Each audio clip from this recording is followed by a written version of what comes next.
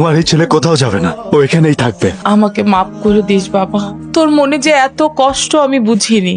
না মা, তুমি আমার কাছে মাপ চেও না।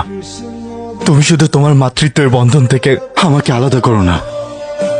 এই, আয় আমার সাথে চল। কোথায়? আরেকটা কাজ বাকি আছে, আয় চল। কি দেখছিস? জীবনে কোনোদিন যদি ওরে কোনো কষ্ট দিছস, তোর খবর আছে। দাঁড়া, এটা রাখ। রাগ করলে কিন্তু তোমাকে অনেক সুন্দর লাগে। আমরা কি এখন এখানে চুপচাপ দাঁড়িয়ে থাকবো? কি ব্যাপার, কথা বলছো না যে?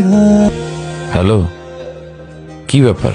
হ্যালো হ্যালো, কি কথা বলতে পারেন? বোবা নাকি? শাট আপ, আমাকে কপি করা বন্ধ করুন। সব সময় কেন আমাকেই বকবক করতে হবে? আপনার কি মুখ নাই নাকি? বকবক করার অভ্যাস তো আমার নেই। তবে মিস নীলা, এটা সত্যি যে উপরওয়ালা আমার ভাগ্যটা খুব ভালোই লিখেছেন। আমি বুঝতে ভুল করেছিলাম। প্রথমে তোমাকে দেখে খুব বিরক্ত হয়েছিলাম, পরে আস্তে আস্তে এই বিরক্তিটাকে ভালোবাসতে শুরু করলাম। যখন তোমাকে ছেড়ে চলে যাচ্ছিলাম, তখন আমার মনে হচ্ছিল আমি বোধহয় তোমাকে পেয়েও হারাচ্ছি। Thanks to God, you are mine now. কিন্তু তুমি আমাকে সামলে নিতে পারবে তো? সামলে নিব, কেন নয়। আমার কিন্তু প্রচুর রাগ। সহ্য করে নিব। আমি কিন্তু অনেক অভিমানী।